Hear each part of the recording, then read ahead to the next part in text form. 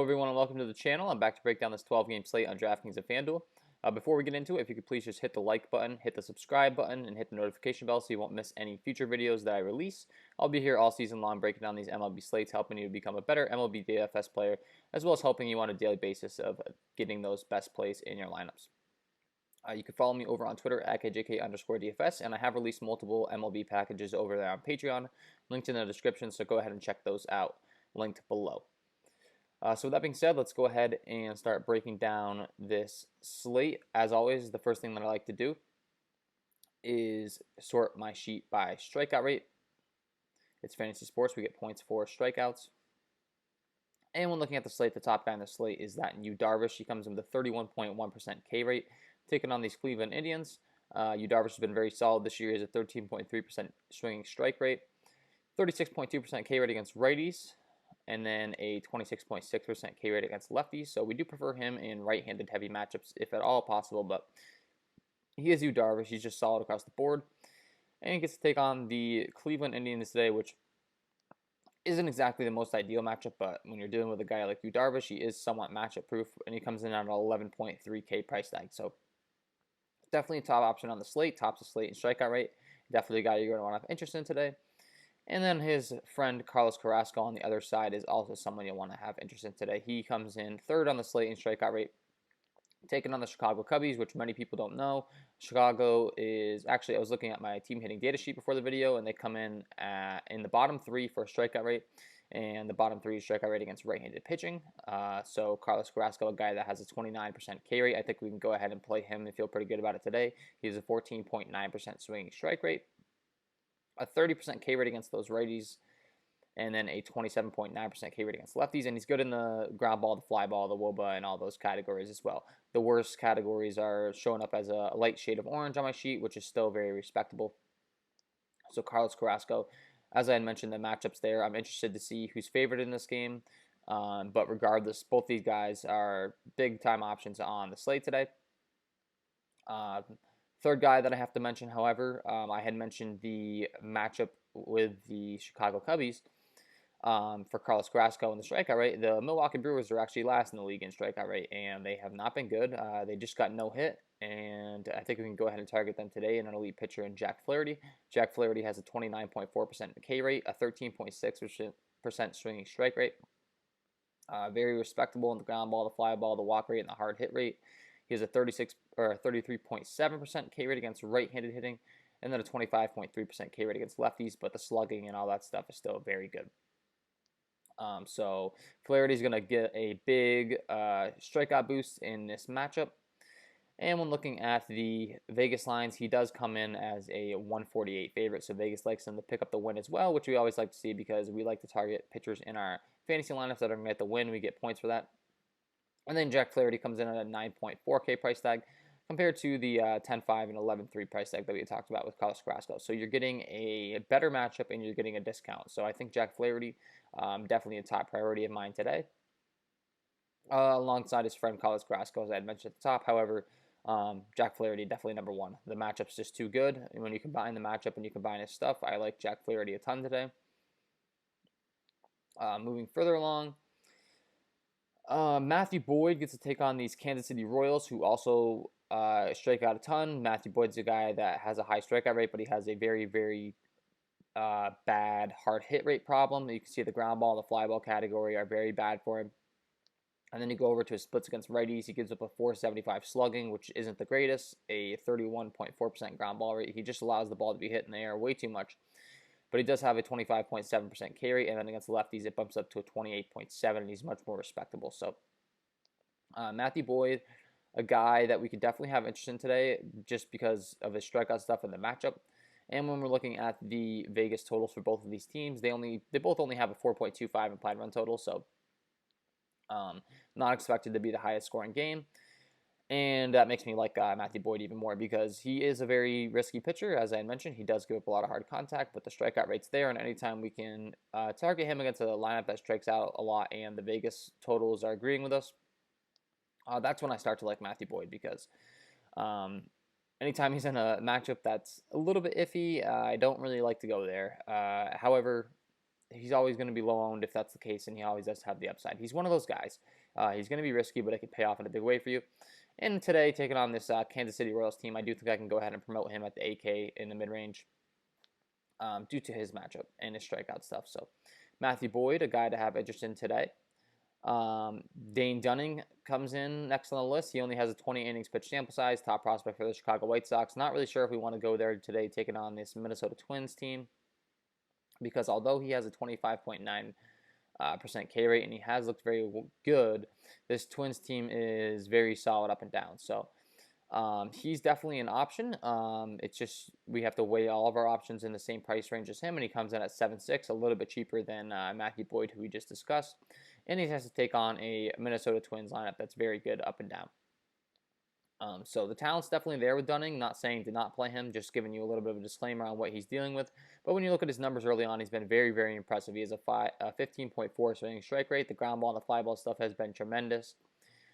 He has a 24.4% K rate against righties. The ground ball, fly ball, wobus is hard, slugging, all green, all looking very, very impressive. And then against lefties, it hasn't been much worse. It's been a little worse, but still very impressive and still has that 27.8% K rate. So Dane Dunning, top prospect for the Chicago White Sox, guy definitely that's been talked about a lot, I feel, early on. And you definitely can play him today. Just wish we had a little bit of a better matchup to play with, but the talent's definitely there. And a guy that I have to inform you guys on, because if you don't know him, you should get to know him. He's looked real good early on. And then, the guy right below him, same type of deal, and Deivi Garcia for these New York Yankees. Young prospect that just came up. We're only dealing with a 17.2 innings pitch sample size, but he has looked very good. His ground ball and fly ball stuff hasn't been quite as good as Dane Dunning's, though. Not even near. However, the walk and the hard hit rate has been very impressive. He has a 25.7% K rate, a 38.2% K rate against right-handed hitting, which is very impressive, but the ground ball and the fly ball stuff, once again, not very good. And then against lefties, it drops down to a 13.9. But he's looked good early on. The talent's definitely flashing, and as we saw his splits, we are preferring to target him against right-handed heavy lineups, if at all possible. And that's exactly what we get with these Toronto Blue Jays, because they are mostly righties that threaten them in the lineup. They do have Kevon Biggio, Travis Shaw, Jonathan Villar's a switch hitter, and then Joe Panic. But other than that, we're looking at all righties. And Garcia comes in as a 158 favorite from Vegas. So being that these Blue Jays have been a respectable lineup throughout the year, and being that he's a favorite, and being that we've seen his talent early on, and there's some strikeouts in this order, I definitely think that Garcia is a good salary relief option today at only 6.8K on DraftKings. And as we're working along this slate, I do think that I like him as an option for salary relief. 6.8K, very affordable, definitely has a lot of upside. And when we're looking at the rest of the slate in that price range, I don't really know that we have anyone that compares to his talent. So definitely have to promote him. And then moving further along, not really anyone else that I'm too excited about, but we do have to promote some guys that are in good matchups and are in various price tiers, because I understand we're going to want some salary relief for our pitching, and I understand we may want to spend up depending upon the bats we're targeting. And the next guy that I'm going to have to mention based on the matchup is that in Danny Duffy taking on the Detroit Tigers. I had mentioned the Milwaukee Brewers in their strikeout rate being terrible. For Jack Flaherty taking on them. Detroit Tigers are right up there in the terrible category for strikeout rate, and Danny Duffy gets to take them on today. He's not really the most... Him and Matthew Boyd are a very similar build in this game, so it's almost like... we have two of the same guy taking them out. Duffy's numbers aren't quite as good, obviously, but the way they throw and the way they break out as far as, having strikeout rate but hard hit issues, they are kind of identical, so... I don't know, just a thought there for me as I'm breaking down the slate. It's like, okay, both of these guys get to take on teams that strike out. Both of them have the same problems, and they're both in the same game. So it's just interesting. But he has a 21% K rate, very below average across the board. He has a 20.5% K rate to right-handed hitting, and then a 23.2% K rate to lefties. He's much better against lefties, very similar to Matthew Boyd. The strikeout rate ticks up against lefties. And he just has a hard contact rate against right-handed hitting. So However, with that being said, we already reviewed this game and talked about the Vegas lines and how it's a low total. So I had justified playing Matthew Boyd because of that, and I'm going to justify playing Dane Duffy because of that, because they're just guys you want to play when they're in strong matchups. They have talent, it's there, but they don't excel against the top lineups in the league. But when they get into playing lineups like this, we can target them. And then we have 9-mile-an-hour ends blowing in from straightaway center and Detroit, which always helps our case, being that it's already about 420 feet out to straightaway center in Detroit. So, yeah. I think you can target these pitchers today. And Danny Duffy, you can definitely target because of this Detroit Tigers team strikeout rate and just their lack of talent in their lineup. So, yeah, Danny Duffy, another guy to play in your lineups. And with that being said, I think that pretty much wraps up the pitching I'm interested in for this slate. We can go ahead and move on to bats. And as always, for bats, I like to go ahead and sort my sheet by Sierra, skill and our active ERA. It's a good way of determining how good a pitcher will be in the future, how good they've been so far, and all that fun stuff. And the thing that's interesting about this slate today is the worst two pitchers on the slate and Sierra are both in the same game. So we have Ynoa and Eshelman, Baltimore and Atlanta, taking on each other. And both of these pitchers are very bad. So I feel like we can kind of break down both of these teams at the same time here. When we're looking at the splits against right-handed hitting, Ynoa has a 585 slugging. Eshelman has a 580 slugging. Both very bad. And then against lefties, they're once again we're dealing with similar pitchers and the same game. So it's throwing me off today, but. Ynoa has a 452 slugging. Eshelman has a 469 slugging. But the WOBA, the hard hit rate's a lot worse for Ynoa. However, both these pitchers are just bad. And I'm going to have a ton of interest in this Baltimore-Atlanta game. Looking at the Vegas lines, they aren't out yet. However, whenever they do come out, I have a feeling the line's going to be very high. And I have a feeling I might have interest in the over no matter what the line is, because the way this game's lining up, I think there's going to be some fireworks. And I definitely think that we're going to want to target some bats in this game. So, I hate to be broad, but I kind of feel like we can just target anyone in both of these lineups, up and down, 1 through 9, and target the guys with power. So first on the Atlanta Braves side, my top options would be Acuna, Freeman, Ozuna, Travis d'Arnaud, Dansby Swanson, Adam Duvall, and Austin Riley. If I had to leave two people out, it would probably be Nick Markakis and Ozzy Albies, not because they're not talented players, but just because they lack a little bit in the power side of things. Ozzy Albies is a guy that excels against left-handed pitching for power, but righties, he's more of a contact guy, and he is hitting in the 9 spot. So, yeah, that's my opinion there as far as who to target in this lineup. And then the Orioles, you're definitely going to want to target the middle part of this order. My favorite stack, hands down, would be DJ Stewart, Ryan Mountcastle, Pedro Severino, and Renato Nunez. And you could throw in Rio Ruiz to finish that stack out. That 3 through 6 range is looking real juicy. And I don't really know that everyone knows who these guys are because they play for the Baltimore Orioles, and the Baltimore Orioles don't exactly get put in the spotlight a lot. So Ryan Mountcastle, top prospect, supposed to have a ton of power. I like him a lot today, only 3.4K. I liked DJ Stewart a ton yesterday. I had said I was looking forward to playing some DJ Stewart. I promoted him. He went out and hit a 3-run home run, had a big day. I like him a lot again today, and his price tag hasn't changed. He's still 2.4K. I don't get it. He hits in the 3 spot. He has power, and he's just ridiculously cheap. So, these are the type of things I try to point out to you guys. He's a bargain, and you have to have a ton of interest in him today.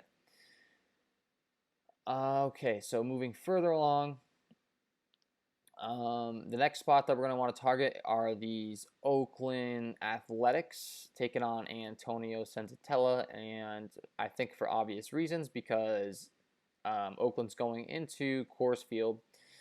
Number one, Antonio Senzatella is third worst on the slate in Sierra, so not good. He doesn't strike anyone out. He doesn't miss any bats. The ground ball and the fly ball rate's respectable, but he doesn't miss any bats, and this Oakland A's team has been one of the top teams on the year in power and slugging and the hitting categories overall as a team. When looking at splits against righties, he gives up a 471 slugging. Once again, doesn't strike anyone out with a 15.9% K rate. And then against lefties, it's the same type of deal. His slugging and his hard hit rate aren't like worse than the league, but they're not good, and it's the strikeout rate that makes him, a guy you want to target. He just doesn't strike anyone out, so the ball's going to be put in play. So when you're pitching in Coors Field and you can't strike anyone out, and you're taking on one of the top lineups on the year in slugging and power, I think that sums up as to why we would want to have interest in these guys. And specifically when looking at pricing, I can tell you right now, Jake Lamb is too cheap. We just talked about GJ Stewart. Jake Lamb is right there with him because 2.5K for Jake Lamb is way too cheap in Coors Field in this spot. So if you're interested in my Patreon package, I mentioned it in the beginning of the video. I go ahead and I give you a cheat sheet and I break down my top plays by price tier on each site. I give you my power rankings, my top plays, and then one thing I don't talk about enough is the Discord chat, where we can talk about changes in the lineup later in the day. You can hop in the Discord chat and ask me questions right before 7 o'clock. So, for instance, if a guy like Jake Lamb, he's hitting in the 6th spot right now, I love him.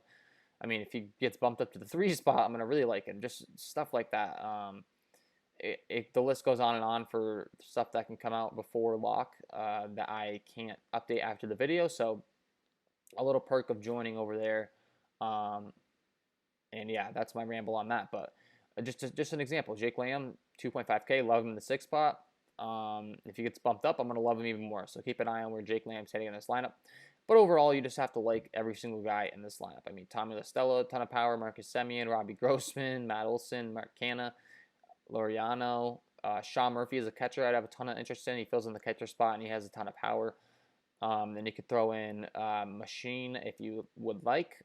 He might be my least favorite option. However, with that being said, he's not, because he's only 3K, and he's part of this Oakland A's lineup. So don't want to contradict myself, but the price tags are a thing, and he's only 3K, so I like him a lot too, due to the fact that most of his teammates are about 5K. So yeah, got to like these Oakland A's today. Matt Olson in the 4th spot would be my favorite option because he has a ton of power, and he's taking on Senzatella, who does not strike anyone out. On this Colorado Rockies side, because it's in Coors Field, we might as well go ahead and cover them while we're at it. And we'll look at who they're taking on in Sean Manaea. Sean Manaea has very respectable numbers in the ground ball, the fly ball, the walk, and the hard hit rate. However, his K rate's not very good. And when you are taking on a lineup like the Colorado Rockies, who can slug some left-handed pitching, and this is your strikeout rate and your hard hit rate, we could definitely have interest in targeting him today. He's very, very good against lefties, though, so I would say don't play any lefties. We mainly want to target these right-handed hitters that can mash some lefties. So Trevor Story and Nolan Arenado are the obvious candidates. They're top of the slate options today because they're in Coors Field taking on the lefty. Kevin Pillar, Matt Kemp, Fuentes, Hampson, and Elias Diaz. So Elias Diaz is actually a little bit sneaky, I think, as a catcher. Maybe not sneaky. He might be chalky because he's really cheap, but he crushes left-handed pitching. And he's in the 9th spot. So if we can get him low-owned, I'm going to love that, and I love that he's cheap. So I think I'm pointing out a ton of salary relief options here, which is good because we can get in our top pitching that we like. But yeah, Elias Diaz too cheap. Got to like on today's slate. Moving further along, guys we want to target. Got a little, I don't want to say sidetracked there, but we got a little prioritized because we're targeting that Coors Field game. So next on the list, and guys that we want to target, is that and Zach Davies taking on these Los Angeles Dodgers. Davies has a 17.3% carry, doesn't get anyone out. The ground ball, the fly ball stuff's respectable, and then against righties, he has a 415 slugging. Ground ball, fly ball is respectable. And against lefties, it drops down to a 395. He's actually very effective against lefties, ironically. So while the strikeout rate's not there, he's good in the hard contact rate, which is a little bit weird because, typically we want to go ahead and target these Dodgers, but when we're looking at the Vegas lines and Davies' abilities and then the ballpark, I don't really think we do. So as always, I like to go down my list and sort these spots by Sierra, and I'm interested to see if the Dodgers have high ownership because of their name value and how good they are. And I would recommend staying away from them today because the Vegas lines and the way that they match up against Davies splits, I probably wouldn't want to go there. However, I will say a guy like Mookie Betts at the top of the order against a guy who clearly struggles more against righties could be a great one-off because Mookie crushes right-handed pitching. He's just a good hitter overall. And if I have 5.7K left and I can need to play Mookie Betts at the top of this lineup, I'm going to like that. So he'd probably be the only one I'm wanting to play today from their team. And then moving further along, I would say we have a couple more spots that we can talk about on this slate. Number one being the Yankees taking on Taijuan Walker. Walker has a 19.3% K rate, a 7.2 swing strike rate, doesn't get any strikeouts, a 30.5 hard rate, which is pretty good. And his splits against righties are actually not bad, but lefties, it's very, very, very bad. He has a 528 slugging, a 388 WOBA, just not good. And we are going to love these lefties that crack the lineup for the New York Yankees. So Aaron Hicks at the top of my list today. As far as outfielders, he's 3.9K. That's very reasonable, and he's from the left-hand side of the plate. And then you have Mike Tauchman at the bottom of the order, who's only 3.1K. I like Tauchman a lot because he's a guy that anytime he cracks the lineup, he does have a ton of power. He just needs opportunity, and he needs the right matchup, and he definitely gets the right matchup today in Walker. And then you can go ahead and throw in Brett Gardner at 3.2K.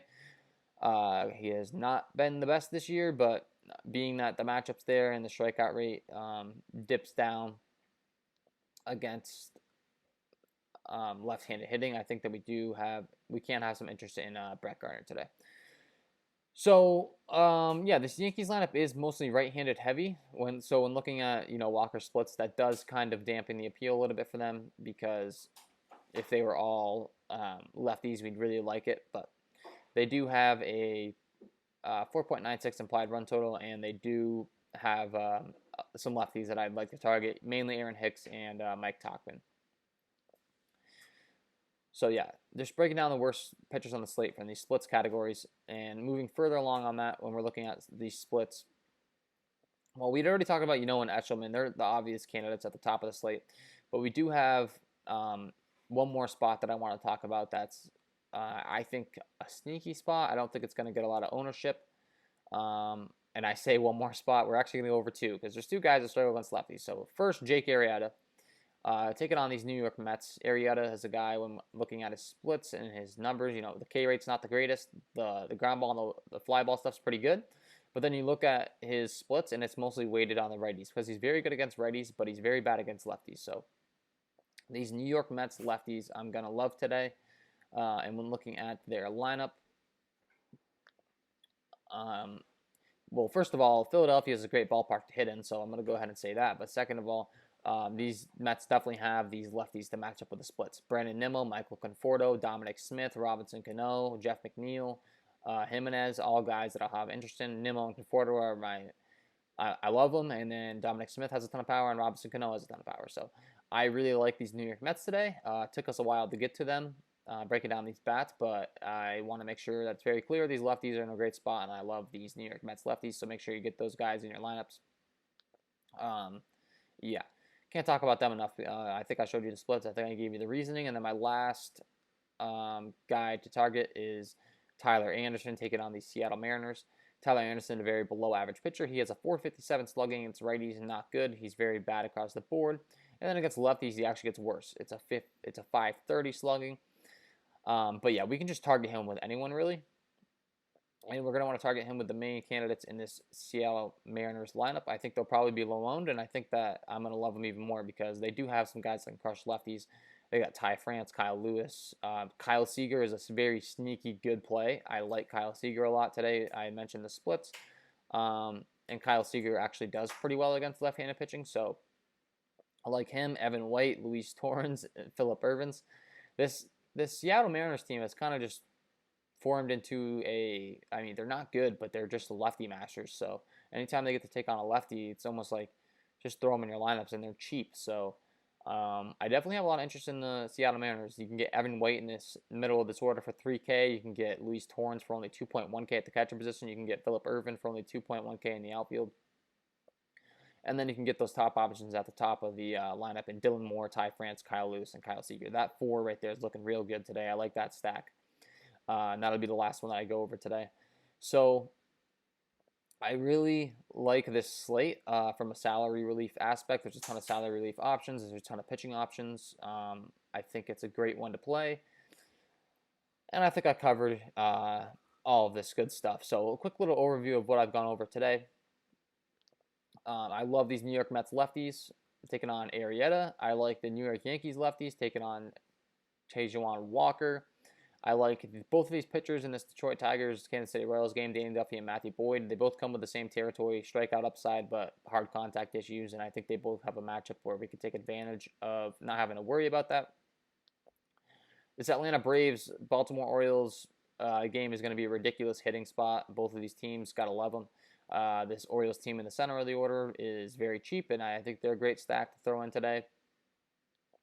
The St. Louis Cardinals, I like Jack Flaherty a lot as a pitching option. I had mentioned Milwaukee Brewers worse on the slate and strikeout rate. They just got no hit. They're not looking good as an offense overall, and they have to take on Jack Flaherty. Love him today. Dane Dunning, top prospect for the Chicago White Sox, is in the mid-range. You can definitely pitch him today. Just disclaimer, he's taking on the Minnesota Twins, not the best matchup. Carrasco taking on the Chicago Cubbies. They have a lot of strikeouts. Have interest in him. Yu Darvish has been dominant this year. I have interest in him against anyone. Although Cleveland's not the best matchup, I still have interest. These Oakland A's are in a ridiculous good spot taking on Antonio Santatello because they're in Coors Field and he doesn't strike anyone out and they have a ton of power. Don't forget to play. Matt Olson's our top option, but Jake Lamb's in the same position and he's only 2.5K. So you can go ahead and throw in both of those guys. If you have the salary, go up for Matt Olson. If you don't have the salary, you go down to Jake Lamb. Love both of them today. And then I like pretty much everyone. Tommy Stella, Marcus Semien, and Robbie Grossman at the top of the order. And then you do have Mark Canha right there in the 5 spot who crushes as well. And yeah, that pretty much rounds out. I would say don't forget about these Seattle Mariners because I do think they're in a good spot here in this late game. Taking on Tyler Anderson. They probably won't get the ownership they deserve because they're the Seattle Mariners. But Dylan Moore, Ty France, Kyle Lewis, Kyle Seager, 1 through 4, love them. Evan White crushes lefties, love him. Luis Torrens, Phillip Ervins, both good against lefties, love them. My appeal to the 8 and the 9 hitters probably isn't the highest, but other than that, definitely can play some Seattle Mariners today. And that is all for my breakdown of today's slate. If you enjoyed the content, please hit the like button, subscribe to the channel. I greatly appreciate it. It's going to help me, and I appreciate you guys, 1, tuning in, and 2, supporting me. That is all from me today. I wish you all the best of luck tonight. And before I sign off, I have to give you my home run call of the day. I think we're up to 4 in a row I haven't hit on. I've been trying to be real sneaky, and I always try to give you guys reasoning as to why I'm picking the guy that I'm picking. And today I think I have plenty of reasoning because I had gone over Jake Arrieta splits, and I have a ton of interest in these New York Mets. And my home run call of the day is going to be Dominic Smith in this cleanup spot at 4.6K on DraftKings. Dominic Smith is a guy with a ton of power. And as I had mentioned earlier, when you're looking at Arrieta splits, go ahead and highlight him here for you guys, and you go over to his splits against left-handed hitting. He gives up a 494 slugging and a 365 WOBA. Not good, and the K rate's not there. So a guy like Dominic Smith, who absolutely crushes, has a ton of power. I do think that we can have interest in playing Dominic Smith today, taking on Jake Arrieta. So that is all from me today, guys. Go ahead, leave a comment in the comment section of your favorite pick to hit a home run, and I wish you all the best of luck tonight.